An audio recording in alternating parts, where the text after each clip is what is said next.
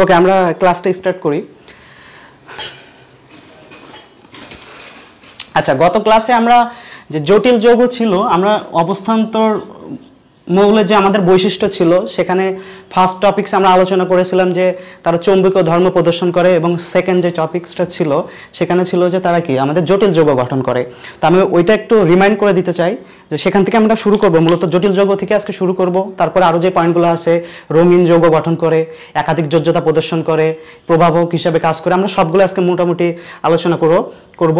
তো আমাদের জটিল যৌগ যেটা ছিল, আমরা বলেছিলাম যে জটিল যৌগ যার হচ্ছে একটা জটিল আয়ন থাকবে এবং জটিল আয়নের সাথে ক্যাটায়ন অথবা অ্যানায়ন যুক্ত থাকবে। সো জটিল আয়নটা, যে আমাদের জটিল আয়নটা বলেছিলাম যে যেটা থার্ড ব্র্যাকেটের মধ্যে থাকে সেটাকে জটিল আয়ন বলে। যেমন আমি এখানে লিখছি যে টেট্রাঅ্যামিন কপার সালফেট। সো এখানে জটিল আয়ন কোনটা, আমাদের এই যে থার্ড ব্র্যাকেটের মধ্যে যেটা থাকে এটা হচ্ছে জটিল আয়ন, এবং এর সাথে হয় ক্যাটায়ন যুক্ত থাকবে অথবা কি একটা অ্যানায়ন যুক্ত থাকবে। তো জটিল আয়নের আমাদের যে জটিল আয়ন, এই জটিল আয়নের কেন্দ্রে কি থাকবে, একটি ধাতু থাকবে। তো আমাদের এখানে কেন্দ্রে ধাতু কোনটা, কপার, এবং এই ধাতুটা কি আমার অবশ্যই অবস্থান্তর একটা মৌল বা অবস্থান্তর পরমাণু, যেহেতু আমরা অবস্থান্তর মৌল বা পরমাণু নিয়ে আলোচনা করতেছি। সো কেন্দ্রে যে ধাতুটা থাকবে সেটা অবশ্যই একটা অবস্থান্তর পরমাণু বা মৌল, এবং এর সাথে কি ধাতুর সাথে এক বা একাধিক লিগ্যান্ড সন্নিবেশ সমযোজী বন্ধন যারা যুক্ত হয়, যেটা আমি গতদিন বলেছি সন্নিবেশ সমযোজী বন্ধন কাকে বলে। তো লিগ্যান্ড কোনটা, যাদের হচ্ছে মুক্ত যে ইলেকট্রন থাকে, যে এখানে তাহলে সেটা কোনটা, অ্যামোনিয়া, এবং অ্যামোনিয়া কপারের সাথে কি বন্ধন দিয়ে যুক্ত আছে, সন্নিবেশ সমযোজী বন্ধন। এবং জটিল আয়নের সাথে ক্যাটায়ন অথবা অ্যানায়ন যুক্ত থাকে, যেমন এখানে আছে অ্যানায়ন যুক্ত, এবং এখানে যে আমার জটিল আয়ন যদি আমরা বলি এই যে হেক্সাসায়ানো ফেরেট, যেটা এর সাথে কি আমার সোডিয়াম, এটা কি সোডিয়াম কিন্তু ক্যাটায়ন, এখানে অ্যানায়ন, এটা হচ্ছে কি ক্যাটায়ন। তো ক্যাটায়ন অ্যানায়ন দুইটাই যুক্ত থাকতে পারে।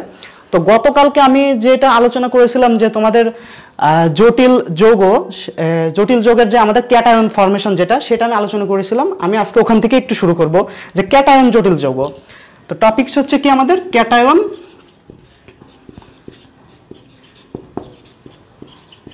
জটিল যৌগ।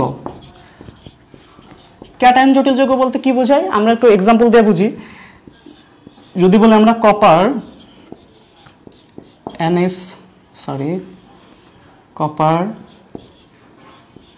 NH3 4 2+ sulphate 2-। আচ্ছা, মূলত আমি যদি চার্জটা না দেই, মূলত এটা এই ফরমেশনে থাকে, এই ফরম্যাটে থাকে যে টেট্রাঅ্যামিনো কপার সালফেট। কিন্তু আমি যখন আইডেন্টিফাই করব যে আমার জটিল আয়নটা কি ক্যাটায়ন ফর্মে আছে নাকি অ্যানায়ন ফর্মে আছে, তখন তার আমরা যে যোজনী থাকে সেটাকে উপরে দিয়ে প্রকাশ করি। যেমন আমরা জানি কি সালফেটের যোজনী কত, 2-। সো সালফেটের চার্জ কি, তো সেটা কি আমার এই 2-, আর আমার ক্যাটায়ন কত আসে, তাহলে এখানে আমাদের 2+। তো আমার ক্যাটায়ন জটিল যৌগ বলতে কি বোঝাচ্ছে, যখন আমার এই যে যৌগের যে জটিল আয়নটা, এই জটিল আয়ন ক্যাটায়ন ফর্মে থাকে সেটাকে আমরা বলি ক্যাটায়ন জটিল যৌগ। তো এটা কিভাবে থাকে, গতদিন আমরা বলেছিলাম নামকরণের নিয়ম কি ছিল, গত ক্লাসে আমি বলে দিয়েছি। তো ওইটা আজকে বলবো না, যে সংখ্যা লিগ্যান্ডের নাম। তো আমার লিগ্যান্ড কি, অ্যামোনিয়া, সংখ্যা কত 4, তাহলে টেট্রাঅ্যামিনো, তারপর কি আসবে আমাদের টেট্রাঅ্যামিনো কপার, দেন কপারের যে আমাদের যোজনী সেটা বসাইতে হবে, দেন কি সালফেট। সো এটা আমি আজকে বলবো না, গত ক্লাসে যেহেতু আমি এটা নিয়ে আলোচনা করেছি। তো আমি এর গঠনটা কিভাবে বলেছিলাম, যে আমাদের কেন্দ্রে থাকবে কপার, এবং চারপাশ থেকে যতগুলো আমার লিগ্যান্ড থাকবে সেই লিগ্যান্ডগুলো কি করবে, যে আমার সন্নিবেশ সমযোজী বন্ধনের মাধ্যমে যুক্ত হয়ে আমার কেন্দ্রের এই কপারকে ইলেকট্রন শেয়ার করবে, নট দান করবে, ইলেকট্রন শেয়ার করবে। এটা কখনোই ভুল করবে না, অনেকেই ভুল করে যে ইলেকট্রন দান করে, কিন্তু দান করে না, এটা কি শেয়ার করে। ক্লিয়ার? এইটা আর আমাদের যে চার্জ যেটা ছিল 2+, এবং সাথে ছিল সালফেট SO4 2-। এটা কি আমার একটা জটিল যৌগ, যে জটিল যৌগের ফরমেশনটা এটা।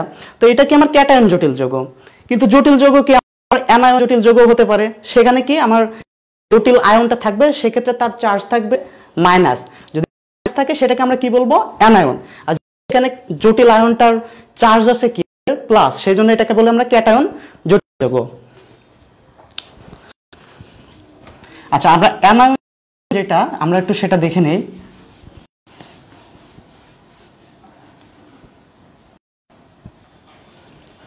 আচ্ছা, কতজন জয়েন করছো? 7। তোমরা তোমাদের গ্রুপ বা নিজেদের যে ফেসবুক পেজ, তোমরা সেখানে শেয়ার করো, শেয়ার করলে কি আমাদের ভিউয়ার্স বাড়বে বা আমাদের ক্লাসটা আরও কি অনেকে জয়েন করতে পারবে। ঠিক আছে, সো তোমরা একটু শেয়ার করো ক্লাসটা তোমাদের যে ফেসবুক পেজ আছে সেখানে।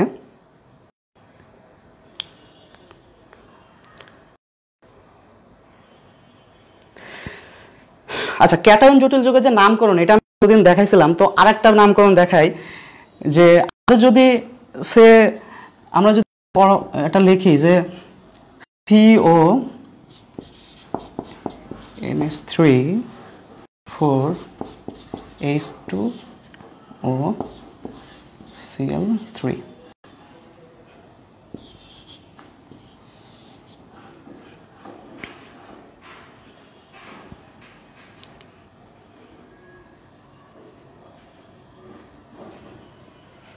ওকে, ধন্যবাদ, অনেকে জয়েন করছো। আচ্ছা, তো আমরা এক্ষেত্রে কি বলতে পারি, তুমি দেখো যে আমাদের যে জটিল আয়ন, সেই জটিল আয়নের ভিতরে কি বলেছিলাম, কেন্দ্রে কি থাকবে, একটা ধাতু থাকবে। সো কেন্দ্রে যেহেতু ধাতু কিন্তু একটাই থাকবে, বাট ধাতুর সাথে যে আমাদের লিগ্যান্ডগুলো থাকবে সেই লিগ্যান্ড কিন্তু একটাও থাকতে পারে। আমি যে লিখেছিলাম যে এক বা কি একাধিক লিগ্যান্ড যুক্ত থাকবে। সো এখানে দেখো আমরা এর আগে যে এক্সাম্পলগুলো দেখেছিলাম সেখানে কি একটা লিগ্যান্ড যুক্ত থাকতো, বা আমি যদি এটা বলি যে এখানে কি সিলভারের সাথে অ্যামোনিয়া যুক্ত আছে, কিন্তু এখানে কয়টা লিগ্যান্ড যুক্ত আছে, দুইটা, অ্যামোনিয়া দুইটা। কিন্তু তুমি দেখো যে এখানে আমার লিগ্যান্ড আছে কয়টা, একটা, চারটা অ্যামোনিয়া আছে এবং কি আমাদের সাথে কি পানি আছে। ঠিক আছে, তো এইটাকে আমরা কিভাবে লিখতে পারি, যে নামকরণের ক্ষেত্রে এটাকে আমরা কিভাবে লিখতে পারি, এখানে সরি টু আসবে,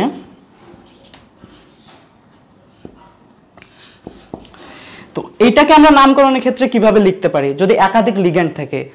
যে ভাইয়া প্রসেস কিন্তু সেম, আমরা যে আগের যে প্রসেসগুলো করেছি দেন এই প্রসেসটাও কিন্তু সেম, যে আমার কি ফার্স্টে কি সংখ্যা সহ লিগ্যান্ডের নাম আসবে, দেন ধাতু আসবে, তারপর ধাতুর জারণ সংখ্যা, দেন কি আমাদের যে অ্যানায়নটা থাকবে সেটা আসবে।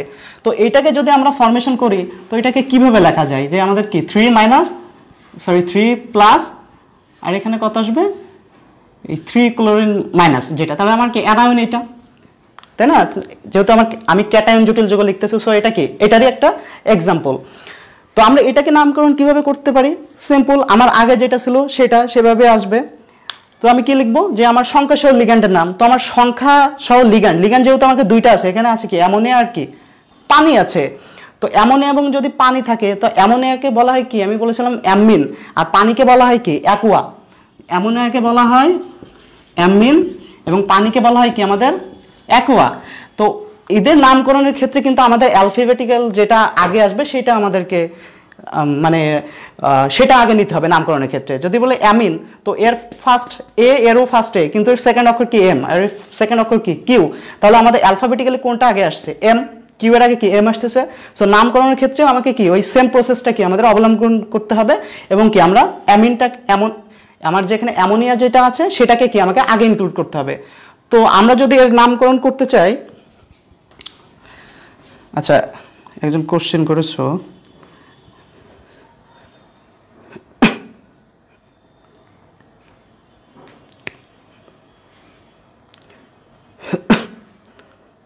ওকে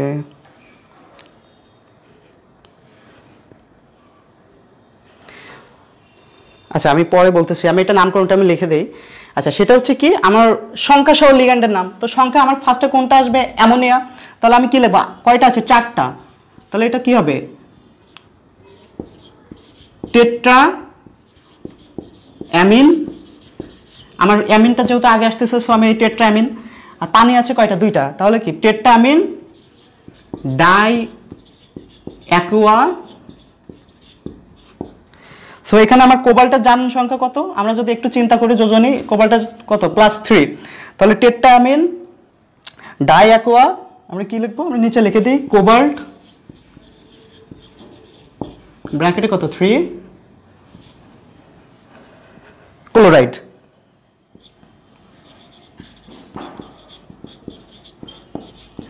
আচ্ছা তোমরা কি এই নামকরণটা কি ক্লিয়ার বুঝতে পেরেছো? দেখো আমি আগেই বলেছি আমাদের নামকরণ প্রসেসটা কিন্তু সেম, অ্যালফাবেটিক্যালি যেটা আগে আসবে আমরা সেটাকে আগে লিখবো। যেমন অ্যামোনিয়া এটা কি অ্যালফাবেটিক্যালি আগে আসতেছে, সেজন্য কি আমরা অ্যামিনটা কি আগে নিয়েছি, তাই টেট্রা অ্যামিন, পানি দুইটা আছে, পানিকে বলা হয় নামকরণের ক্ষেত্রে অ্যাকুয়া, তাহলে টেট্রা অ্যামিন ডাই অ্যাকুয়া।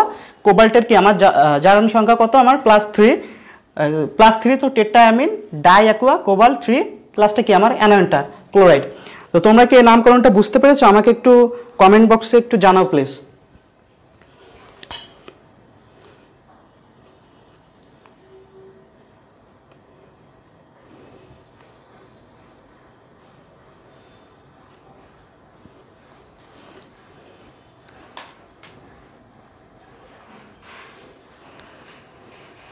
কেউ বুঝতে না পারলে অবশ্যই জানাবে, আমি আবার বলবো।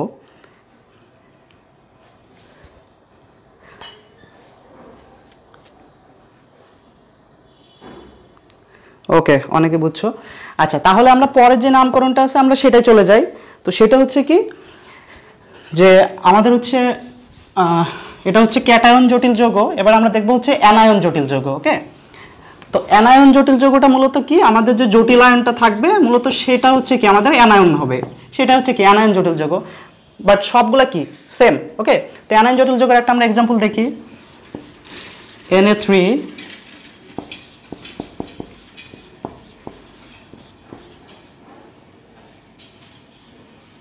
ওকে।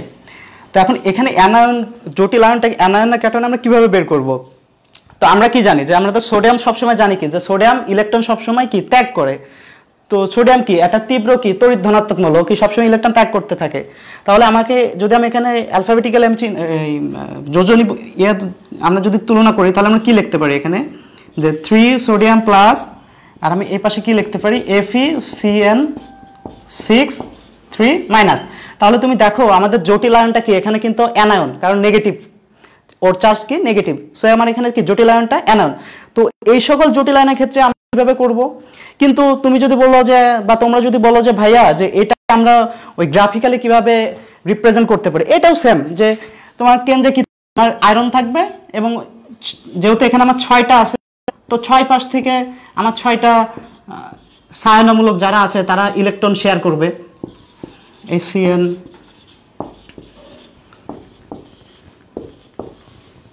6 পাশ থেকে কি করবে, তারা তাদের ইলেকট্রনটা কেন্দ্র পরম ধাতুর সাথে শেয়ার করবে, আর সাথে আমাদের যে ধাতুটা ক্যাটায়নটা থাকবে সেটা আমরা সাথে দিয়ে দেব সোডিয়াম 3+। ক্লিয়ার? প্রসেস সেম, যে ওই 6 দিক থেকে আমার কি 6টা লিগ্যান্ড কেন্দ্রের যে ধাতুটা থাকবে তাকে ইলেকট্রন শেয়ার করবে, এবং সাথে কি আমাদের যে ক্যাটায়নটা থাকবে সেটা আমরা জাস্ট বসাই দেবো, আর আমাদের যে চার্জটা ছিল চার্জটা আমরা দিয়ে দিব। এটা হচ্ছে আমাদের গঠন সবার ক্ষেত্রেই সেম। তো নামকরণের ক্ষেত্রে আমরা কি করতে পারি, দেখো অ্যানায়ন জটিল যৌগের ক্ষেত্রে নামকরণের প্রসেসটা হচ্ছে কি, ফার্স্টে আমাকে নিতে হবে কি ক্যাটায়ন, তারপরে কি সংখ্যা সহ লিগ্যান্ড প্লাস ধাতু প্লাস এড প্লাস জারণ সংখ্যা। তো আমার এখানে নামকরণ যদি বলি, আমি একটু নিচের যে চিত্রটা এঁকিয়েছি এটা আমি একটু মুছে দেওয়ার চেষ্টা করি। আমরা নামকরণে এটা একটু বলি, যেহেতু জায়গা সংকট। তোমরা যদি আমার বলার পরে যদি আমি মুছে দেই 30 সেকেন্ড বা 20 সেকেন্ড, তোমরা কিন্তু অনেক সময় লিখে কভার না করতে পারলে স্ক্রিনশট পরবর্তীতে তোমরা করতে পারবে। তো এটাকে যদি আমরা লিখি, আমরা নামকরণ কি দেখো, এখানে ক্যাটায়ন কি আছে, সোডিয়াম আছে। তো ফার্স্টে আমরা এখানে সোডিয়াম, তারপরে কি সংখ্যা সহ লিগ্যান্ড কয়টা আছে 6টা, আর এখানে কি লিগ্যান্ড আছে CN, একে বলা হয় হচ্ছে ছায়ানমূলক। তাহলে সোডিয়াম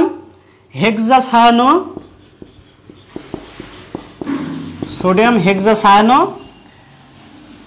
তারপর কি আমাদের ধাতু কি আয়রন, একে কি বলে আমরা আয়রনকে আমরা কি বলে ফেররাম বলি না, আয়রন কি আয়রনের ল্যাটিন নাম কি ফেররাম। ওকে, তো ফেররাম, তো ধাতুর সাথে কি যোগ অ্যাড, তো ফেররামের সাথে যদি অ্যাড যোগ করা হয় তখন আসে এটাকে বলা হচ্ছে ফেরেট। যেমন নিকেলের সাথে যদি অ্যাড যোগ হয় তখন সেটাকে আমরা বলি হচ্ছে নিকেলেট। ওকে, সো আমার এখানে যেহেতু ফেররাম আছে মানে আয়রন আছে, তাহলে আমরা এটাকে কি বলবো ফেররাম প্লাস অ্যাড, অথবা মানে কি আসবে আমাদের ফেরেট। তাহলে কি বলতে পারি সোডিয়াম হেক্সাসায়ানো ফেরেট, এখন আমাদের আয়রনের এখানে জারণ সংখ্যা কত, এখন তোমরা একটু আমাকে এটা বলো তো আয়রনের জারণ সংখ্যা কত, একটু কমেন্ট বক্সে আমাকে জানাও প্লিজ।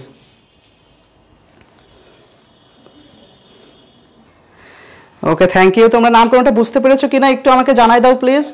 আমি নেক্সট টপিকে যাব। আমাদের আজকে অনেক টপিকস আছে যেগুলো শেষ করতে হবে, ফার্স্ট ক্লাসে আমরা শেষ করতে পারি না, আজকে আশা করতে শেষ করব। সো তোমাদের রেসপন্সটা আমি একটু ভালো আশা করতেছি, তোমরা একটু আমাকে জানাও যে বুঝতে পেরেছো কিনা।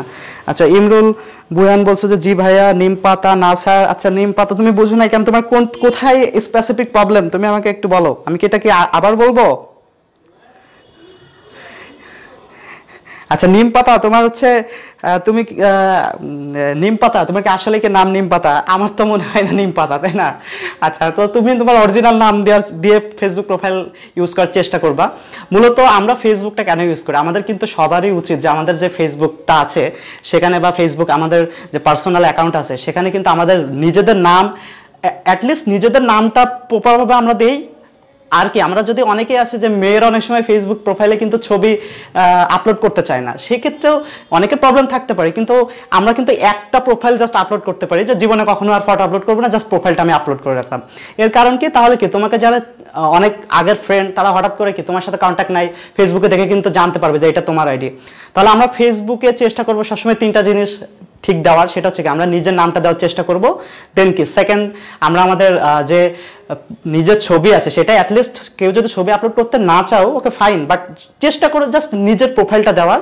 আর থার্ডটা কি, আমরা আমাদের সবাই নিজেদের যে ব্লাড গ্রুপ আছে আমরা সেই ব্লাড গ্রুপটা দেওয়ার চেষ্টা করব ওখানে, যে আমাদের কার কোন ব্লাড গ্রুপ। দেখা যাচ্ছে যে অনেক সময় তোমাদের ফ্রেন্ড সার্কেলে অনেকের ব্লাডের প্রয়োজন হতে পারে, কেউ অ্যাক্সিডেন্ট বা অন্য কোনো কারণে লাগতে পারে, সেক্ষেত্রে কিন্তু তোমরা তোমাদের ফ্রেন্ড সার্কেলে যে ফেসবুক পেজ আছে সেখানে গেলে তোমরা স্ক্রলিং করলে কিন্তু জানতে পারবে কার কি ব্লাড গ্রুপ, সেক্ষেত্রে কিন্তু তোমরা অনায়াসে ব্লাডটা কি কালেক্ট করতে পারো।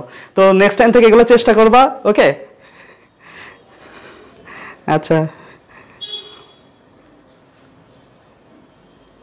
ওকে। না না, সবাই দেয়, আমি বলতেছি না সবাই সবাই তাদের কি ফেসবুক প্রোফাইল নাম এগুলো ঠিক দেয়, আমি বলতেছি জাস্ট তোমরা একবার ভাবো যে তোমরা ফেসবুকে যে নামগুলো দিয়ে রাখো, ঠিক আছে, এই যে সে মনে করো নীল আকাশের পরি, হ্যাঁ, তারপরে কি এরকম নাম আসে না, নীল আকাশের পরি বা অপ্সরা, মানে একটা সাংকেতিক কেমন একটা নাম। তো তোমরা ভাবো যদি তোমাদের ক্লাসে তোমাদের টিচাররা যে যদি এই নামে তোমাদেরকে ডাকে, রোল কল মনে করো রোল ডাকতেছে যে নীল আকাশের পরি, ঠিক আছে, তো কেমন শোনাবে, তাই না? তো তোমরা চেষ্টা করবা সবসময় নিজেদের নাম এগুলো দেওয়ার প্রোফাইলে, তাহলে এটা কি আমাদের সবার জন্য এফেক্টিভ হবে, ওকে? এটা কিন্তু বি পজিটিভ, ওকে? আচ্ছা, তো আমাদের কি আমরা এই টপিকসটা কি বুঝতে পেরেছি? আমি কি ক্লিয়ার করে দেবো, দিয়ে কি আমি সেকেন্ড টপিকসে যেতে পারি? একটু কমেন্ট করো, ওকে?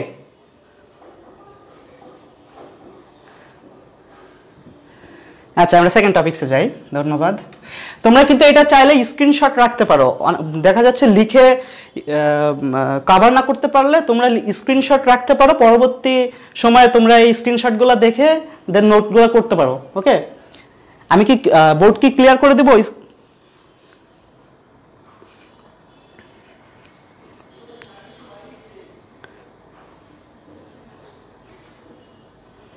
ওকে, আমি ক্লিয়ার করে দিচ্ছি।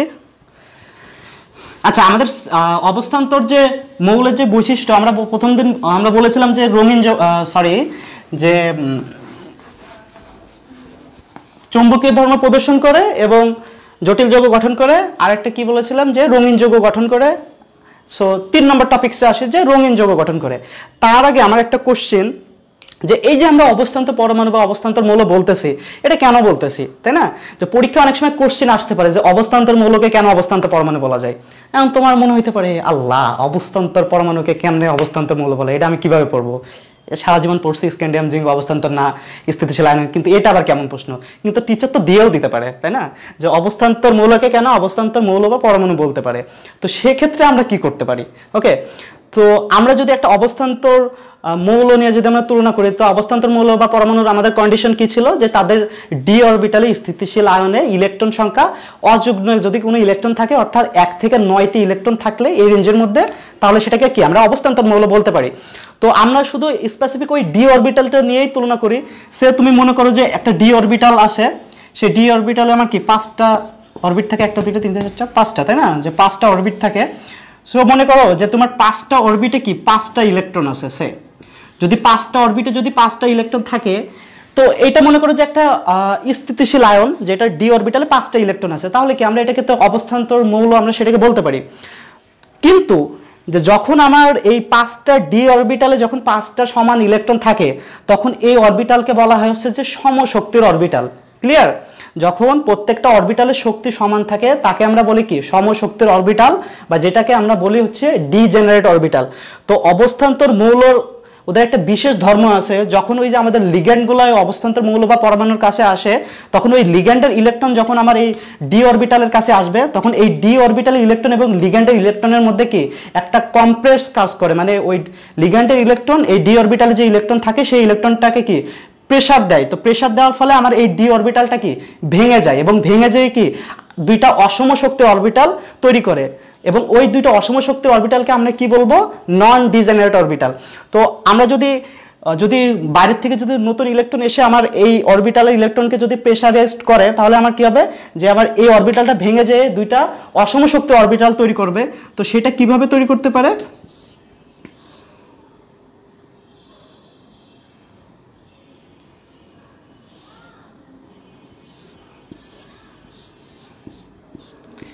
এরকম কিন্তু দুইটা অসম শক্তি অরবিটাল তৈরি করতে পারে। ঠিক আছে?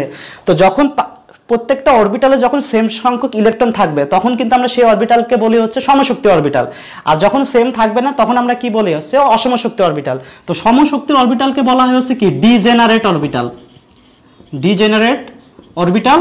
আর আমার অসম শক্তি অরবিটালকে বলা হয় হচ্ছে নন ডিজেনারেট অরবিটাল, ডিজেনারেট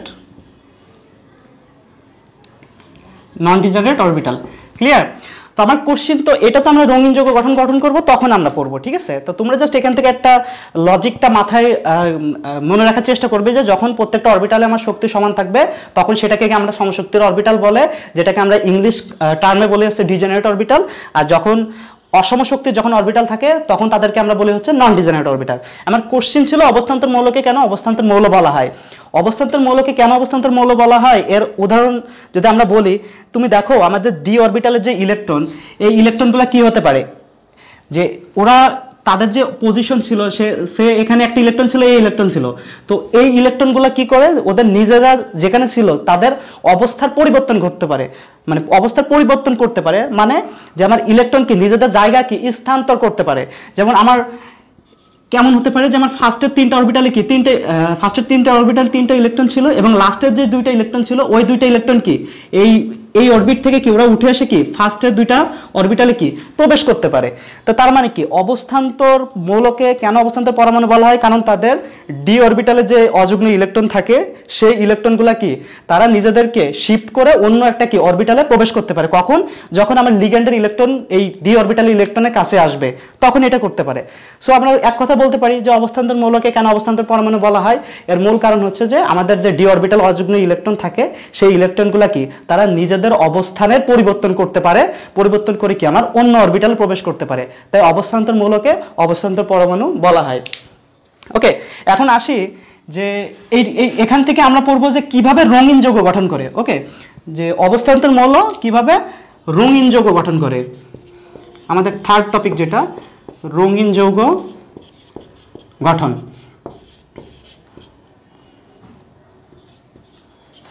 তো রঙিন যৌগ গঠনটা মূলত কি যে আমাদের ওই যে আমরা তো অবস্থান্তর মৌল নিয়ে কথা বলতেছি, সো আমরা টোটাল ইলেকট্রন বিন্যাসটা না লিখে শুধু ডি অরবিটাল ইলেকট্রনটা নিয়ে তুলনা করি, কারণ ওই ডি অরবিটালে সবকিছু মেকানিজমগুলো হয়। সো মনে করো কোনো একটা ডি অরবিটালে যে আমার ইলেকট্রন আছে কয়টা, এই মনে করো যে 5টা ইলেকট্রন আছে, সেটা কত আমার এই 5টা ইলেকট্রন আছে এই ডি অরবিটালে।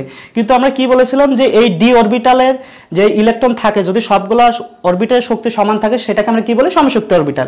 কিন্তু লিগেন্ড যখন আসবে এই ডি অরবিটালের কাছে তখন এই ডি অরবিটালটা কি ভেঙে দুটো অসম শক্তির নতুন কি আমার অরবিটাল সৃষ্টি করে। তাহলে এই ডি অরবিটালটা ভেঙে ওরা কি যে এই ফরমেশনে যাইতে পারে, একটা কি 2টা তৈরি করে এবং নিচে কি আমার 3টা অরবিট তৈরি করে। ক্লিয়ার?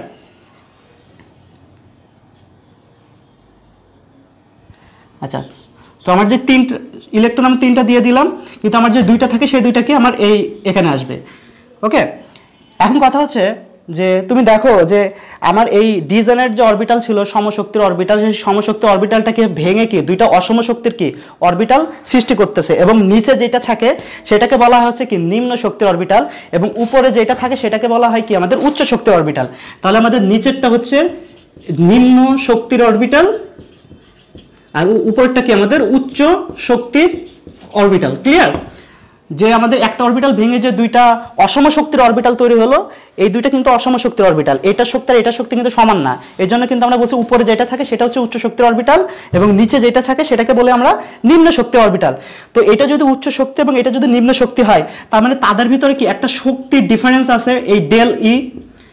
এটা যেহেতু নিম্ন শক্তির অরবিটাল হয় এবং উপরে যদি উচ্চ শক্তির অরবিটাল হয়, তাহলে তাদের মাঝে যে স্পেসটা আছে সেখানে কি একটা শক্তির পার্থক্য আছে। তো এই শক্তির পার্থক্যের জন্য কি আমরা একটা কি করেসপন্ডিং কি একটা ল্যামডা পাই। তো তুমি যখন একটা অবস্থান্তর মৌলের পরমাণুর ভিতর তুমি যখন একটা লাইট ফেলবা, তখন কি এই যে শক্তির পার্থক্য থাকে দুইটা অরবিটালের মধ্যে, এই শক্তির পার্থক্যের সমান তরঙ্গ দৈর্ঘ্যের ওই আলোটা কি ওরা কি শোষণ করে নেয় এবং বাকি আলোটা কি ওরা ফিরায় দেয়। এখন কথা হচ্ছে যে এই শক্তির দৈর্ঘ্যের সমান তরঙ্গ দৈর্ঘ্য বলতে তোমরা কি বোঝো? আমরা জানি যে শক্তির ইকুয়েশন কি E = H মিউ। ওকে, তো এই মিউ সমান হচ্ছে C/λ, ই হচ্ছে কি এনার্জি। তাহলে তুমি দেখো একটা নির্দিষ্ট শক্তি পেতে হলে কি আমার একটা নির্দিষ্ট তরঙ্গ দৈর্ঘ্য পেতে হবে। তো আমার এখানে যে দুইটা শক্তি স্তরে নিম্ন শক্তি এবং উচ্চ শক্তি অরবিটালের ভিতরে যে শক্তির ডিফারেন্স, ঠিক আছে, তো এখানে যে শক্তি ডিফারেন্সটাকে আমরা কি বলতেছি ডেল ই। তাহলে এই শক্তির যে ডিফারেন্স আছে সেই শক্তির ডিফারেন্সটা পাওয়ার জন্য কি আমার একটা নির্দিষ্ট তরঙ্গ দৈর্ঘ্য আছে এই শক্তির ভিতরে, যেহেতু এখানে আমার ডেল ই আছে, তাহলে এই ডেল ই এর ভিতরে একটা নির্দিষ্ট তরঙ্গ দৈর্ঘ্য আছে। তো তুমি যখন একটা আলো ফেলাবা তখন কি হবে, ওই যে নির্দিষ্ট তরঙ্গ দৈর্ঘ্য এই দুইটা শক্তি স্তরের মধ্যে আছে সেই তরঙ্গ দৈর্ঘ্যের সমান আলোটা কি করবে, ও জাস্ট শোষণ করে নেবে এবং বাকি যতগুলা আলোর তরঙ্গ দৈর্ঘ্য থাকবে সবগুলা কি রিটার্ন দেবে। এবং যখন এই রিটার্ন আসে তখন সেটাকে আমরা কি আমাদের চোখে কি রঙিন মনে হয়। এই জন্য অবস্থান্তর মৌলকে কি বলা হয়, আমাকে বলা হয় যে এরা রঙিন যৌগ গঠন করতে পারে। আচ্ছা, আর একটু ক্লিয়ার করে বলার চেষ্টা করি। এখন তোমরা মনে করো যে এই যে আমাদের যে সাদা বোর্ড, যেটা হোয়াইট বোর্ডে আমরা লিখতেছি, এই বোর্ডটাকে কেন সাদা আমাদের কাছে কেন মনে হয়? কারণ কি আমার এই সাদা বোর্ডের উপরে যত লাইট ফেলে সবগুলো আলোয় কি সাদা রঙের সাদা বোর্ড কি আমার সবগুলো আলোয় কি আমাদের রিটার্ন পাঠায়, একটা আলো কি ওরা শোষণ ঘটে না। আবার যদি আমরা বলি যে আমাদের মার্কারের এই মাথার দিকে এটা কালো কেন, যেটা দিয়ে আমরা লিখি এর নিপলটা কালো কেন, ঠিক আছে, তো মার্কারের এটা কালো এই জন্য কারণ আমার এই মার্কার উপর যতগুলো আলোয় ফেলা হয় এই মার্কার কি ওই কালো অংশটা কি সবগুলো আলোয় শোষণ করে নেয়, এই জন্য কি আমাকে মার্কারকে কালো মনে হয়। আবার যদি আমরা বলি যে পানিকে কেন বর্ণহীন মনে হয়, কারণ পানির ভিতরে তুমি যদি একটা লাইট ফেলাও, পানি কি করে ওর অর্ধেক লাইট যদি ফেলাও পানি কি করবে যে অর্ধেক আলো শোষিত করে এবং কি করে আর অর্ধেক আলো ওরা কি রিফ্লেক্ট করে বাইরে রিফ্লেক্ট করে দেয়। তার মানে কি পানি অর্ধেক আলো শোষণ করে এবং কি অর্ধেক আলো রিটার্ন পাঠায় বা ফিরাই দেয়। তার মানে কি এই জন্য পানিকে কিন্তু বর্ণহীন মনে হয়। কিন্তু পানি যদি সব আলোয় শোষণ করতো তাহলে কিন্তু আমরা কি পানিকে কালো দেখতাম। যেমন মার্কার সব আলো শোষণ করে, এই জন্য কি মার্কার এটা কালো। আবার এই বোর্ডটা আমরা সাদা কেন দেখি, কারণ বোর্ডের উপর সব আলো পড়লে সব আলোই কি বোর্ড রিটার্ন পাঠায়, এই জন্য বোর্ডটা সাদা দেখি। এখন তুমি মনে করো যে তুমি একটা সাদা বর্ণের লাইট তুমি এই অবস্থান্তর মৌলে যে আমার যেটা অসম শক্তি অরবিটাল আছে এর ভিতর কি তুমি একটা সাদা বর্ণের লাইট তুমি ফেললা। আচ্ছা, এখানকার যে তরঙ্গ দৈর্ঘ্য আমি সেটা বলে দিয়েছি দৃশ্যমান আলোর তরঙ্গ দৈর্ঘ্য, যেটা 400 থেকে 700 ন্যানোমিটার। ওকে, আমরা জানি যে দৃশ্যমান আলোর তরঙ্গ দৈর্ঘ্য কত, অনেক বড় অনেক রকম লেখা থাকে 480 থেকে 780, তো আমরা ধরলাম যে 400 থেকে 700 ন্যানোমিটার। তো তুমি একটা সাদা রঙের আলো সে এই দুইটা মানে ইমব্যালেন্স শক্তি স্তর অরবিটালের উপরে ফেললে কি হবে, যদি তুমি মনে করো একটা সাদা বর্ণের আলো ফেললা, তো আমরা সাদা বর্ণ বলতে কি বুঝি, যে সবগুলা বর্ণের মিশ্রণের ফলে আমরা যে বর্ণটা পাই আমরা কিন্তু সেটাকেই কি বলি, সাদা বর্ণ বলি। ওকে, তো তার মানে সাদা বর্ণের ভিতরে এক কথায় আমার সবগুলো বর্ণ উপস্থিত থাকে, দ্যাটস ওয়াই সবগুলো বর্ণ মিলে কি সাদা বর্ণ আমাদের গঠিত হয়। ওকে, তো সাদা বর্ণ কি, এখন তুমি একটা সাদা বর্ণের লাইট যদি তুমি এই অরবিটালের মধ্যে যদি তুমি পাস করাও বা দাও দুইটা উচ্চ শক্তি এবং নিম্ন শক্তি অরবিটালের মধ্যে, তো দিলে কি হবে যে ওই সাদা বর্ণের আলোর মধ্যে তো 7টা রকমের বর্ণ ছিল। সো এখানে যে আমার এই যে শক্তির পার্থক্য সমান যে তরঙ্গ দৈর্ঘ্য আছে, ওই তরঙ্গ দৈর্ঘ্যের সমান একটা তরঙ্গ দৈর্ঘ্যের আলো কি করবে আমার এই দুই অরবিটালের মাঝে কি শোষিত হবে। তাহলে একটা যদি শোষিত হয় বাকি 6টা আলো কি আমার প্রতিফলিত হবে। আমি আবার বলছি যে সাদা বর্ণের আলো মানে কি, সেখানে 7টা বর্ণের আলোর তরঙ্গ দৈর্ঘ্যের মিশ্রণের ফলে সাদা বর্ণের আলো তৈরি হয়। তো তুমি যদি এই অরবিটালের ভিতরে যদি একটা সাদা বর্ণের লাইট ফেলাও, তাহলে এখানে যে আমার শক্তির পার্থক্য আছে এই শক্তির পার্থক্যের জন্য যে ল্যামডা আছে ওই ল্যামডার সমান তরঙ্গ দৈর্ঘ্যের একটা আলোকে কি করবে আমার এখানে শোষিত হবে। তো ওই 7টা আলোর ভিতরে সে মনে করে একটা আলোর তরঙ্গ দৈর্ঘ্য এর ভিতরে যে তরঙ্গ দৈর্ঘ্য ছিল সেই তরঙ্গ দৈর্ঘ্যের সাথে ম্যাচ করে যায়, যেটা কি শোষিত করে। তাহলে কি বাকি 6টা বর্ণ কি এরা রিটার্ন বা ফিরায় দেয়। ওই 6টা বর্ণ যখন আমাদের চোখে আসে তখন আমরা কি বস্তুটাকে রঙিন দেখি। তাহলে এটাকে আমরা যদি আবার সামারাইজ করে বলতে চাই যে অবস্থান্তর মৌল কেন রঙিন যৌগ গঠন করে, আমরা কি বলবো যে অবস্থান্তর মৌল তাদের যে অরবিটাল থাকে ডিজেনারেট অরবিটাল, সেই ডিজেনারেট অরবিটালটা ওরা কি করে যে লিগ্যান্ড যখন আসে সেই লিগ্যান্ডের উপস্থিতিতে ডিজেনারেট অরবিটালটা কি ভেঙে যে দুটো অসম শক্তির অরবিটাল তৈরি করে, একটা উপরটা হচ্ছে কি উচ্চ শক্তির অরবিটাল এবং নিচেরটা কি আমাদের নিম্ন শক্তির অরবিটাল। যার কারণে কি এই দুইটা অরবিটালের ভিতরে কি আমার শক্তির কিছু পার্থক্য থাকে এবং ওই শক্তির পার্থক্যের কারণে কি আমরা একটা করেসপন্ডিং ল্যামডা পাই। তো যখন আমরা একটা আলো ফেলবো সেই আলো থেকে ওই ল্যামডার তরঙ্গ দৈর্ঘ্যের সমান আলোটা শোষণ করে নেবে এবং বাকি তরঙ্গ দৈর্ঘ্যের যে আলোগুলো আছে সবগুলো রিটার্ন পাঠাবে, যেটা আমাদের চোখে আসলে আমরা সেটাকে রঙিন দেখি। ওকে, মূলত অবস্থান্তর মৌল এভাবে কি রঙিন যৌগ গঠন করে। আচ্ছা, এই রঙিন যৌগ কিভাবে গঠন করে এই কনসেপ্টটা কি তোমাদের ক্লিয়ার হয়েছে? আমাকে একটু কমেন্ট বক্সে জানাও প্লিজ।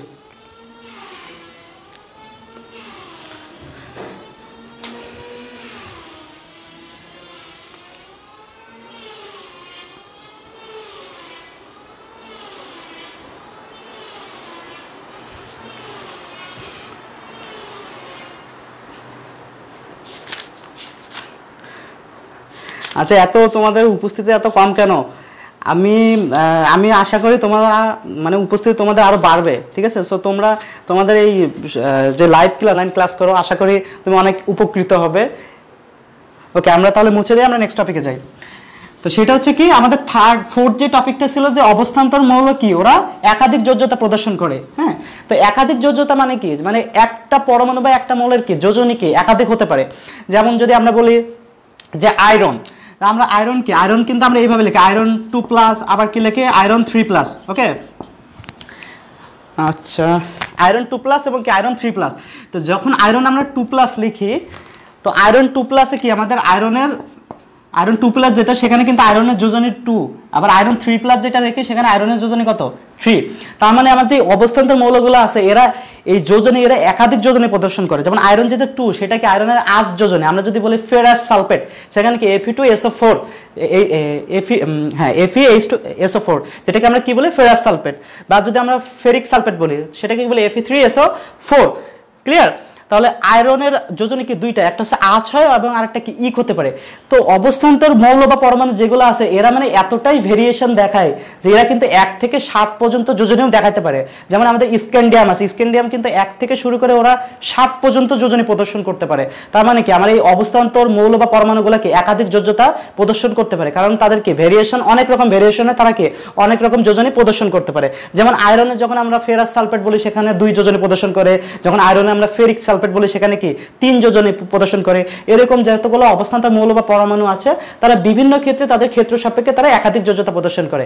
ওকে, এখন লাস্ট একটা টপিকস কি ছিল যে আমার অবস্থান্তর মৌলগুলো যে প্রভাবক হিসাবে কাজ করে। তো প্রভাবক হিসাবে কিভাবে কাজ করে তোমরা একটু মনে করার চেষ্টা করো যে অনেক সময় কি তোমরা অ্যামোনিয়া তৈরি করছো বা সালফিউরিক অ্যাসিড তৈরি করছো, দেখবা যে ওই যে যতগুলো রিয়াকশন ছিল ওই রিয়াকশনে দেখবা যে ওই আমরা যখন একটা রিয়াকশন করি মাঝখানে কি এরকম তীর চিহ্ন দেই, উপরে দেখবা যে এই ভ্যানাডিয়াম পেন্টাঅক্সাইড এরকম বা লেড পিবি এগুলো কি লেখা থাকে। তারপরে কি এগুলো হচ্ছে কি প্রভাবক হিসেবে কাজ করে। সো ওই ইকুয়েশনগুলো তোমরা আবার দেখার চেষ্টা করবে, দেখবা যে প্রত্যেকটা ইকুয়েশনের উপরে কি কিছু প্রভাবক থাকে এবং সেই প্রভাবকগুলো কি এই আমাদের সেই অবস্থান্তর মৌল বা অবস্থান্তর পরমাণু। ক্লিয়ার? তারপরে কি অবস্থান্তর মৌল বা অবস্থান্তর পরমাণু তারা কি একাধিক যোজ্যতা যেমন প্রদর্শন করে তেমনি কি তারা প্রভাবক হিসেবে কাজ করে। মূলত অবস্থান্তর মৌল যে বৈশিষ্ট্য এখান থেকে মোস্ট ইম্পর্টেন্ট হচ্ছে এরা কিভাবে রঙিন যৌগ গঠন করে, এরা কিভাবে জটিল যৌগ গঠন করে। এবং পরীক্ষায় অনেক সময় ইউনিভার্সিটি অ্যাডমিশনে এমসিকিউ আসে নিচের কোনটি প্যারাচৌম্বকীয় পদার্থ, কোনটি ডায়াচৌম্বকীয় পদার্থ কিংবা ফেরোচৌম্বক পদার্থ। তা আমরা তো গতদিন পড়ছি যে অবস্থান্তর মৌল কি প্যারাচৌম্বকীয় ধর্ম প্রদর্শন করে, কারণ যাদের ইলেকট্রন বিন্যাসে ডি অরবিটালে একটা অযুগ্ম ইলেকট্রন থাকবে তারা কি প্যারাচৌম্বক, আর যদি একের অধিক অযুগ্ম ইলেকট্রন থাকে সেক্ষেত্রে তারা কি ফেরোচৌম্বক পদার্থ ধর্ম প্রদর্শন করে, আর যাদের কোনো অযুগ্ম ইলেকট্রন থাকে না তারা কি ডায়াচৌম্বক। তো মূলত অবস্থান্তর পরমাণুগুলা প্যারাচৌম্বক ধর্ম প্রদর্শন করে এবং কি ফেরোচৌম্বক পদার্থ ধর্ম প্রদর্শন করে, কিন্তু ডায়াচৌম্বক কি কখনোই করে না, কারণ ডায়াচৌম্বক হতে হলে তো D10 হয়ে যাবে, তো D10 হলে তার অবস্থান্তর হয় না। ওকে, সো এই অবস্থান্তর মৌলের যে বৈশিষ্ট্য এটা কি টোটালি ক্লিয়ার? আমি কি বোঝাতে পেরেছি? তাহলে আমি নেক্সট টপিকে চলে যাব। আমাকে একটু কমেন্ট সেকশনে একটু জানাই দাও, আমি দেখি কারা কারা ক্লাস করছো।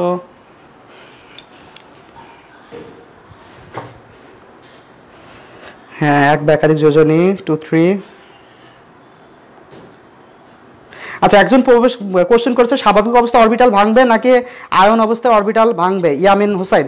আচ্ছা, স্বাভাবিক অবস্থায় কিন্তু অরবিটাল ভাঙে না। আমরা ওই যে জটিল আয়ন গঠন করলাম না, তখন কি লিগ্যান্ড যখন ওই অরবিটালের কাছে আসবে, সো লিগ্যান্ডের ইলেকট্রন আমার অবস্থান তো বলে যে ডি অরবিটাল ইলেকট্রন ওই ইলেকট্রনের কাছে আসলে কি করে, ওরা ওই ডি অরবিটালে প্রবেশ করার চেষ্টা করে। সো ডি অরবিটালে যখন ইলেকট্রন প্রবেশ করতে চেষ্টা করবে, তখন ডি অরবিটাল তো ইলেকট্রন ফাঁকা থাকে না, তখন কি করে ওরা ওই ডি অরবিটালের ইলেকট্রনের উপর কি ওই লিগ্যান্ডের ইলেকট্রন কি একটা প্রেসার কাজ করে, প্রেসার কাজ করার কারণে ওর অন্যান্য অরবিটালের যে ইলেকট্রনগুলো আছে সেই ইলেকট্রনগুলো যে অরবিটালে সিঙ্গেল ইলেকট্রন আছে সেই অরবিটালে চলে আসে এবং ওই ফাঁকা জায়গায় কি আমার লিগ্যান্ডের ইলেকট্রনগুলো প্রবেশ করে। ওকে, সো নর্মাল অবস্থায় কোনো সময় অরবিটাল এগুলা কি ভাঙবে না, যখন আমার ওই লিগ্যান্ড বা অন্য কোনো কিছু প্রেজেন্স হবে তখন তাদের উপস্থিতি কি আমার এটা ভেঙে যায়। ক্লিয়ার? আচ্ছা, কারো কোনো কোশ্চেন থাকলে বলতে পারো। আচ্ছা, ইয়ামিন হোসাইন তুমি কি বুঝতে পেরেছো? একটু কমেন্ট করে আমাকে জানাও।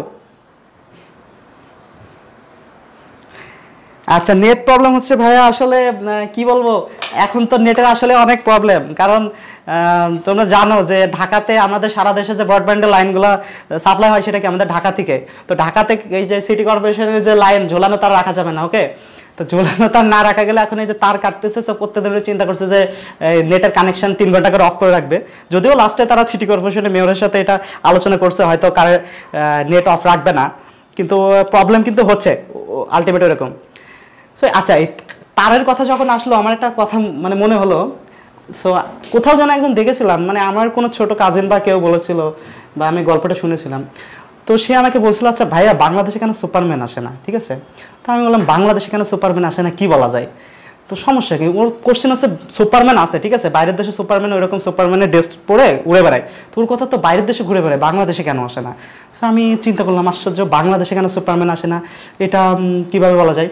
তো আমি পরে আইডিয়া করলাম আসলে বাংলাদেশে তো ইলেকট্রিক তার অনেক বেশি, বুঝছো, যে আকাশে অনেক ইলেকট্রিক তার থাকে, সো সুপারম্যান যে উড়বে, সো এই ইলেকট্রিক তারের ভিতর দিয়ে উঠতে গেলে বেঁধে যাবে, এই ভয়ে কিন্তু সুপারম্যান বাংলাদেশে আসে না, ঠিক আছে। সো যাই হোক, আমি গল্পটা বললাম এই ইলেকট্রিক নেটের কথার থেকে এটা মনে হলো। আচ্ছা আচ্ছা, আমি কি নেক্সট টপিকে যাব? তোমরা একটু আমাকে কমেন্ট করে একটু জানাই দাও please.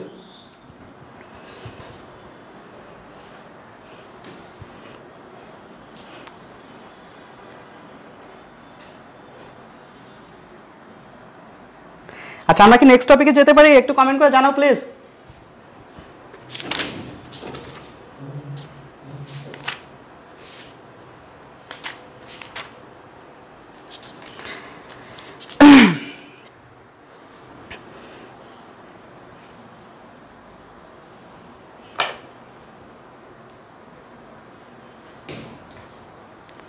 Thank you. Okay okay, আমরা নেক্সট টপিকে যাই।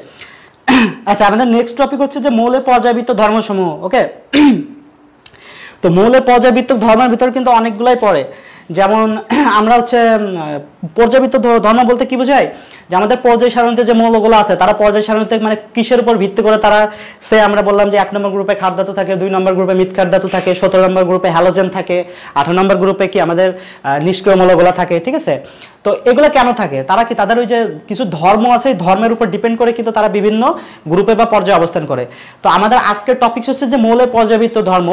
তো মৌলের পর্যায়বৃত্ত ধর্মের ভিতর কিন্তু অনেকগুলাই পড়ে, যেমন গলনাঙ্ক, স্ফুটনাঙ্ক বা আয়নীকরণ শক্তি পড়ে, ওকে, বা অম্ল ক্ষার পড়ে, ইলেকট্রন আসক্তি, তড়িৎ ধনাত্মকতা, তড়িৎ ঋণাত্মকতা, এগুলা কিন্তু পড়ে। ওকে, তো আমরা আজকে বেসিক্যালি মৌলের পর্যায়বৃত্ত ধর্ম থেকে আমরা আয়নীকরণ শক্তিটা পড়বো, আমরা সবগুলাই একটা একটা করে পড়বো, আমরা দেখি আজকে কতটুকু কভার করতে পারি, তাহলে আমরা নেক্সট দিন ওখান থেকে শুরু করব। ওকে, তো আমাদের নেক্সট টপিক হচ্ছে কি মৌলের পর্যায়বৃত্ত ধর্ম।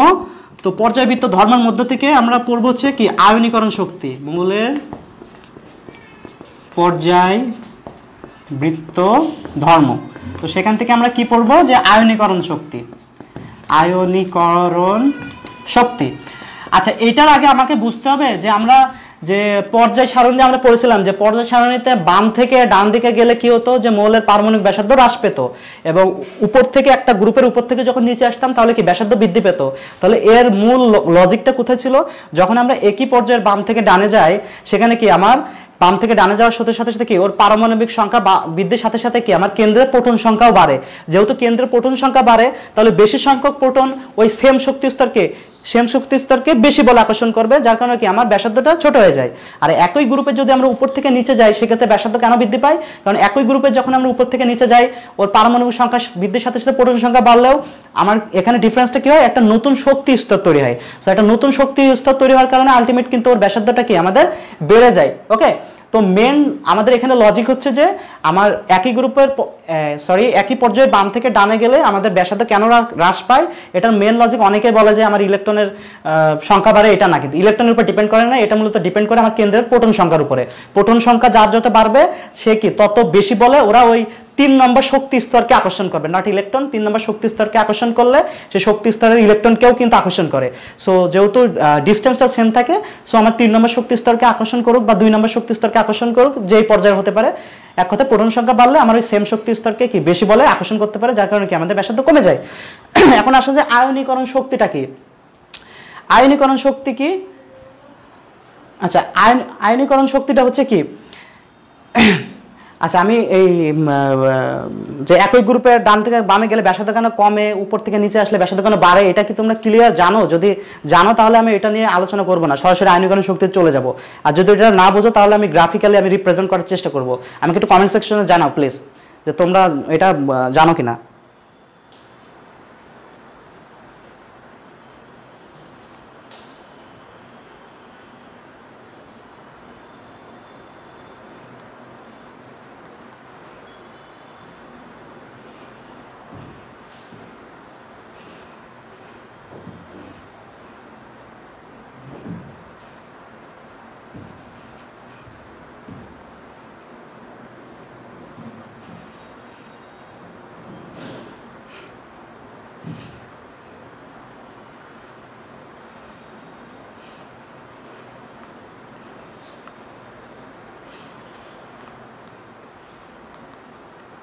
আমাকে একটু কমেন্ট সেকশনে জানাও যে তোমরা এটা বুঝতে পেরেছো কিনা, একটু আমাকে কমেন্ট সেকশনে জানাও প্লিজ।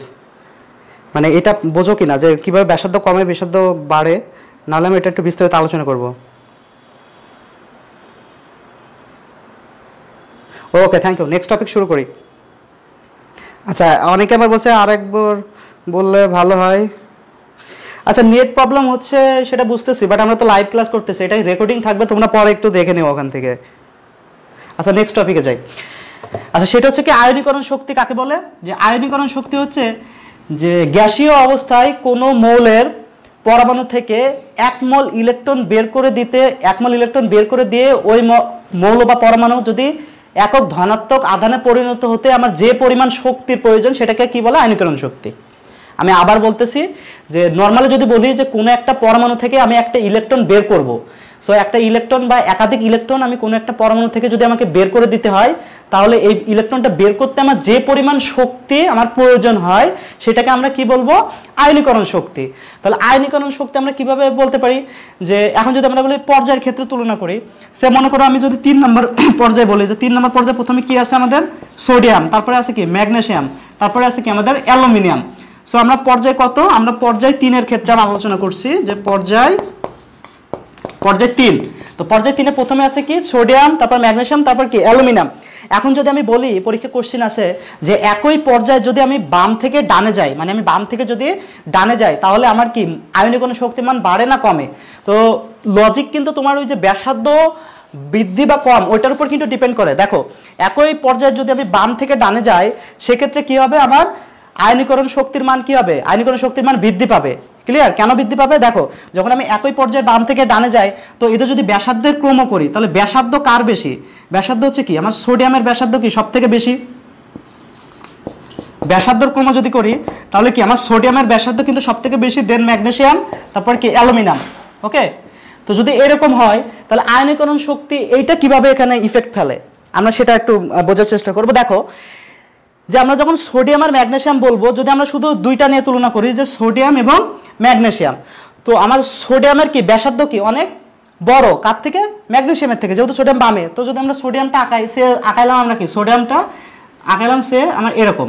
ওকে, এটা সোডিয়ামের ব্যাসার্ধ, আর আমি এখানে কি আঁকাইলাম যে ম্যাগনেসিয়ামের ব্যাসার্ধ সে। ওকে, আচ্ছা, এটা মনে করো ম্যাগনেসিয়াম।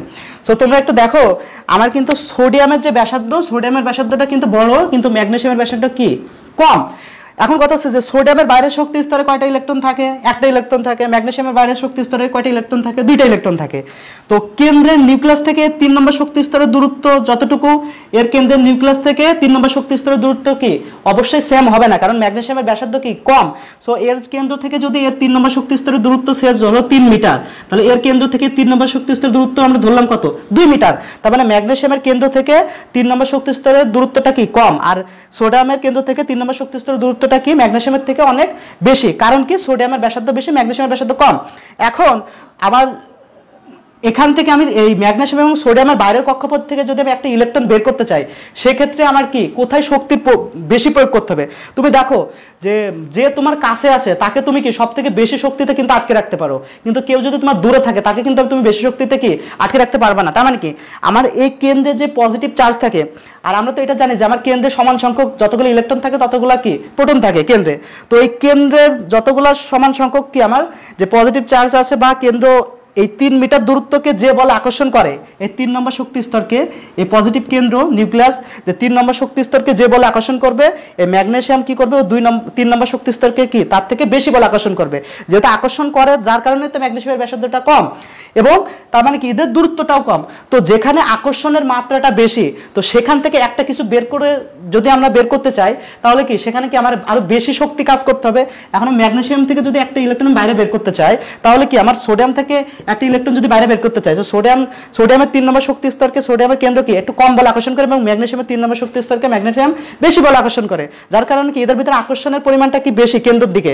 সো ম্যাগনেসিয়াম থেকে একটা ইলেকট্রন যদি আমাকে বের করতে হয়, তাহলে কি আমার সোডিয়ামের থেকে কিন্তু অনেক বেশি শক্তি প্রয়োগ করতে হবে, কারণ এখানে ম্যাগনেসিয়ামের ভিতরে কি আকর্ষণের মাত্রা বেশি।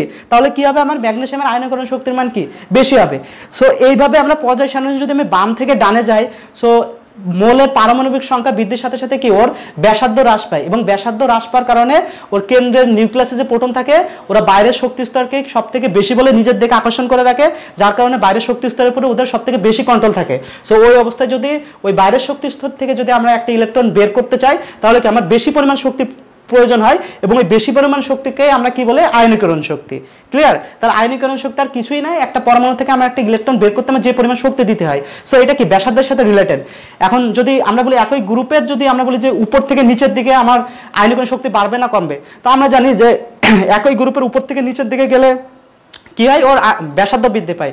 তো ব্যাসার্ধ যদি বৃদ্ধি পায়, তাহলে আমার কেন্দ্রের যে প্রোটন থাকে, এই প্রোটন 3 নম্বর মানে বাইরের যে শক্তি স্তর থাকে, সেই শক্তি স্তরকে ব্যাসার্ধ বেশি হলে ওই শক্তি স্তর বাইরের শক্তি স্তরের পরে ওর কন্ট্রোলটা কি কমে যায়। আর যার শক্তি ব্যাসার্ধটা কম, তার কি ওই বাইরের শক্তি স্তরের উপরে তার কন্ট্রোলটা কি বেশি থাকে।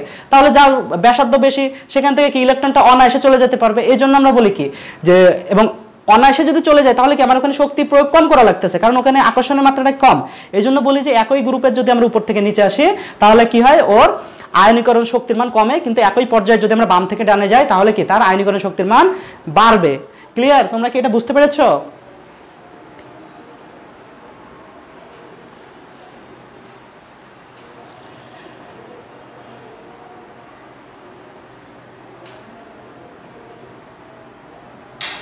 আচ্ছা, আমি আয়নীকরণ টপিক্সটা শেষ, আয়নীকরণ এটাই পড়াবো, পড়ানোর পর আমি শেষ করে দেবো। তোমরা আর একটু থাকো, আমি আয়নীকরণটা পড়াই শেষ করে দেব।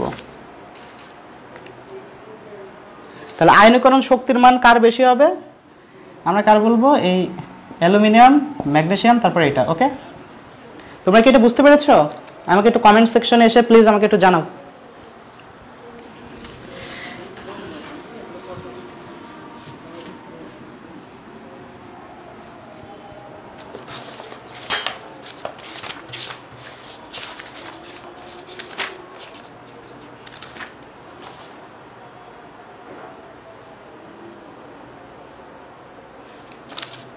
একটু জানাও যে বুঝতে পেরেছো কিনা।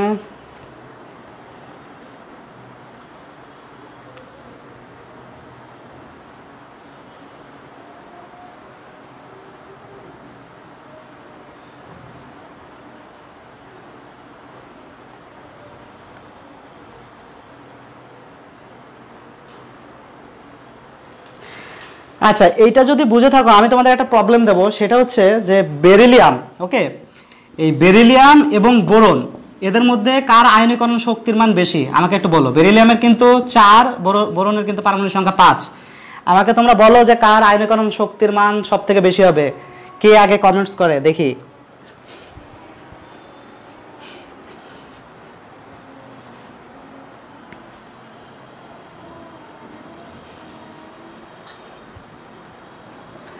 হ্যাঁ, বেরিলিয়াম এবং বোরনের মধ্যে কার আয়নীকরণ শক্তির মান বেশি? সবাই হচ্ছে বেশিটাকে কমেন্ট করো, গ্রেটার দেন লেস দেন দিয়ে বোঝানোর দরকার নেই, যদি প্রবলেম হয় যেটা বেশি সেটা বলো।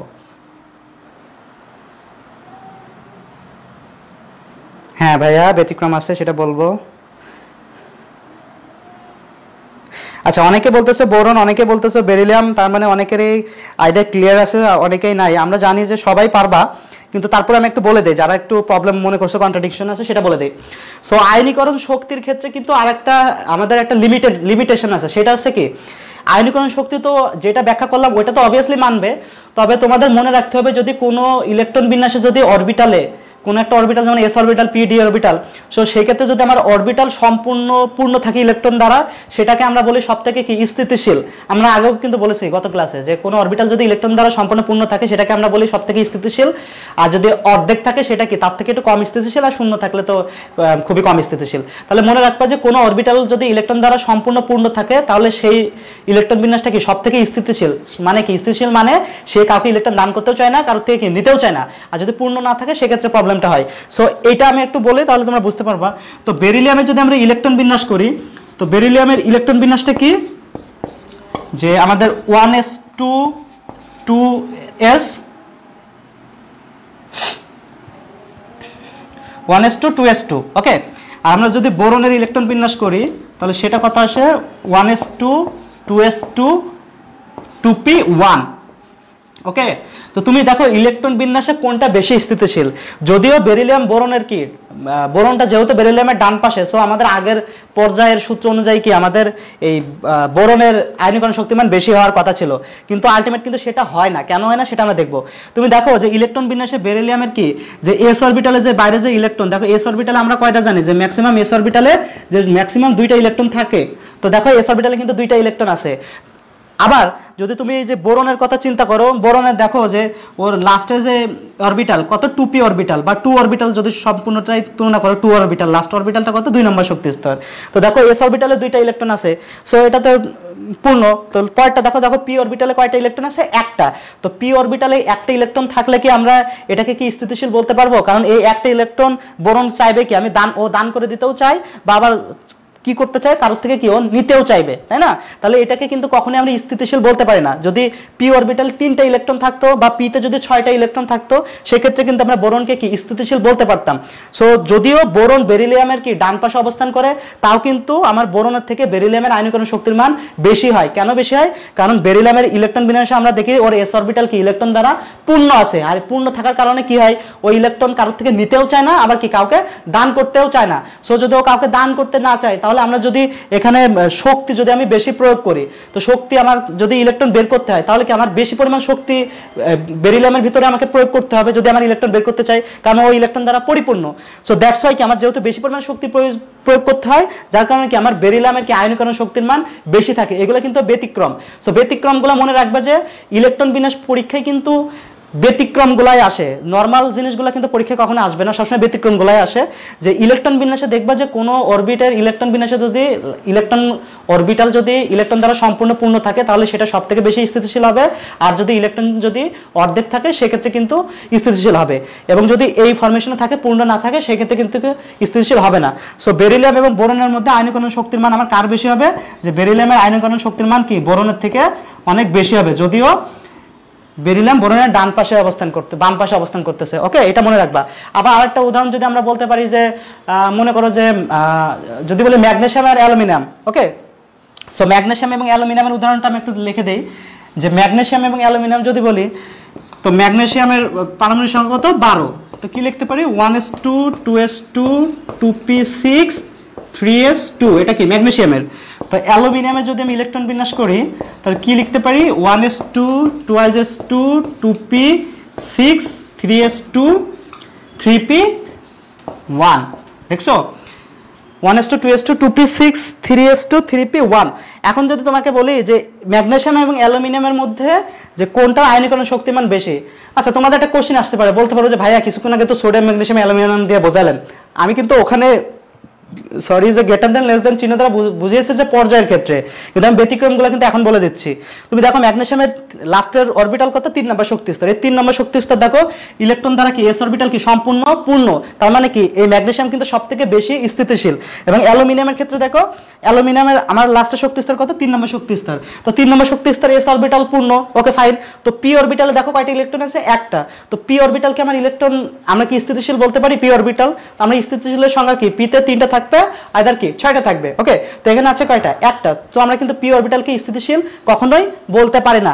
দ্যাটস ওয়াই কিন্তু আমার ম্যাগনেসিয়াম থেকে যদি একটা ইলেকট্রন আমাকে বের করতে হয় তাহলে কিন্তু আমার বেশি পরিমাণ শক্তি দিতে হয়, যার কারণে কি ম্যাগনেসিয়ামের আয়নীকরণ শক্তির মান কিন্তু অ্যালুমিনিয়াম থেকে অনেক অনেক গুণ বেশি, যেটা কি আমার অ্যালুমিনিয়ামের কিন্তু অনেক কম। কারণ আমরা এখানে নর্মাল একটু এনার্জি দিলেই কিন্তু অ্যালুমিনিয়াম কি ওর ইলেকট্রনটাকেও ছেড়ে দেয়, ওকে। সো এইরকম ব্যতিক্রম কিন্তু অনেকগুলো আছে। যেমন আরেকটা ব্যতিক্রম একটু বলে দেই, যদি বলি ফসফরাস, ওকে, ফসফরাসের করো 15।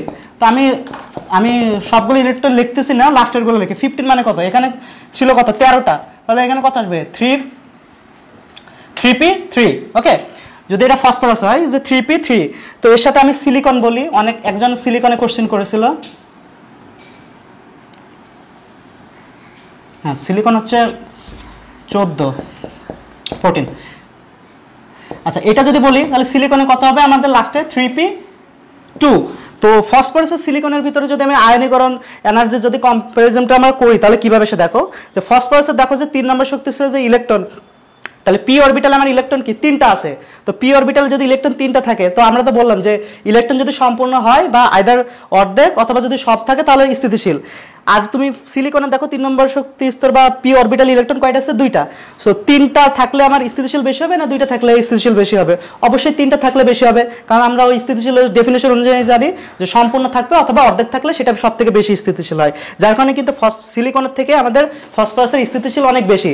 সো এইরকম কিন্তু আমাদের অনেক কিছু কিছু মৌল পর্যায় সারণীতে পরমাণুগুলো আছে যাদের ক্ষেত্রে কিন্তু এরকম ব্যতিক্রম আসে। সো মাথায় রাখবা পরীক্ষায় কিন্তু সবসময় ব্যতিক্রমই আসে, হ্যাঁ। সো ব্যতিক্রমগুলো ইলেকট্রন বিন্যাস করে তোমরা এভাবে আনসার করার চেষ্টা করবা। নর্মালগুলো পরীক্ষায় আসবে না, এসএসসিতে আসতে পারে, ইন্টারমিডিয়েটে তোমরা ধরে রাখো আসবেই না, আর ইউনিভার্সিটি অ্যাডমিশনে এগুলো এমসিকিউ আসে। সো অনেকে মনে করে আমার ডান পাশে আসে ব্যাসার্ধ কম ওইটা বেশি, আলটিমেট কিন্তু এটা হয় না। তো যাই হোক আজকে আমরা এই যে মূলে পর্যায়বৃত্ত ধর্ম আমরা আয়নীকরণ শক্তিটাই আমরা আলোচনা করলাম। সো নেক্সট দিন আমরা যেটা আলোচনা করবো সেটা কি, আমাদের এরপরে কি ইলেকট্রন আসক্তি আছে, তড়িৎ ঋণাত্মকতা আছে, তড়িৎ ধনাত্মকতা আছে, এগুলো আছে, আমরা সেগুলো নিয়ে আলোচনা করবো। যেহেতু তোমাদের পরে অন্য ক্লাস আছে, সো তোমরা একটু রেস্ট করে দেন সেই ক্লাসে জয়েন করো। আর আমি বারবার বলতেছি তোমরা যদি আমাদের এই ক্লাসগুলো রেগুলার যদি ফলো করো, আমার মনে হয় না অ্যাডমিশনের ক্ষেত্রে বা যারা intermediate first year second year আসো, সেকেন্ড ইয়ারে অনেক সময় ফার্স্ট ইয়ারে ল্যাকিংস থাকে, সো এই ক্লাসগুলো করলে কিন্তু তোমাদের এই ল্যাকিংসগুলো কিন্তু ফিল আপ হয়ে যায়। বা যারা ফার্স্ট ইয়ারে আসো তারা আমরা কিন্তু একদম প্রথম থেকেই শুরু করছি।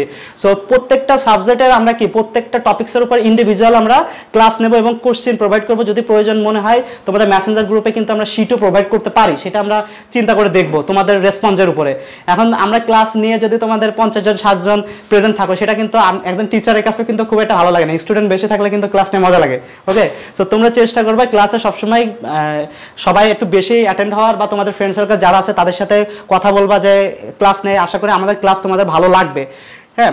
সো তোমরা চেষ্টা করবা সবসময় এগুলো শেয়ার করা, তোমাদের ফ্রেন্ড সার্কেল বা তোমাদের নিজের যে ফেসবুক পেজ সেখানে শেয়ার করবে যাতে সবার কাছে এটা পৌঁছে যায়, ওকে। সো নেক্সট দিন পর্যন্ত তোমরা আমি যেটুকু পড়ালাম এগুলো রিভাইজ করো এবং বই থেকে জাস্ট এই টপিকসগুলো দেখলে ইনশাল্লাহ হয়ে যাবে। আর এটার পর থেকে আমরা কি নেক্সট দিন ক্লাস করব, ওকে, শুরু করব।